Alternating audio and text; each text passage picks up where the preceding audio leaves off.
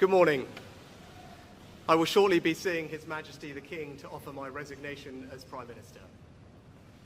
To the country, I would like to say first and foremost, I am sorry. I have given this job my all, but you have sent a clear signal that the government of the United Kingdom must change, and yours is the only judgment that matters. I have heard your anger, your disappointment, and I take responsibility for this loss. To all the Conservative candidates and campaigners who worked tirelessly but without success, I am sorry that we could not deliver what your efforts deserved. It pains me to think how many good colleagues who contributed so much to their communities and our country will now no longer sit in the House of Commons.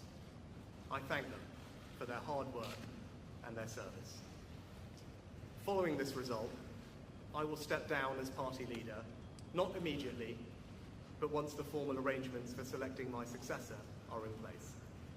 It is important that after 14 years in government, the Conservative Party rebuilds, but also that it takes up its crucial role in opposition professionally and effectively. When I first stood here as your Prime Minister, I told you the most important task I had was to return stability to our economy. Inflation is back to target, mortgage rates are falling, and growth has returned. We have enhanced our standing in the world, rebuilding relations with allies, leading global efforts to support Ukraine, and becoming the home of a new generation of transformative technologies. And our United Kingdom is stronger too, with the Windsor Framework, devolution restored in Northern Ireland, and our union strengthened. I'm proud of those achievements. I believe this country is safer, stronger, and more secure than it was 20 months ago. And it is more prosperous, fairer, and resilient than it was in 2010. Whilst he has been my political opponent, Sir Keir Starmer will shortly become our Prime Minister. In this job, his successors will be all our successors, and I wish him and his family well. Whatever our disagreements in this campaign, he is a decent, public-spirited man who I respect.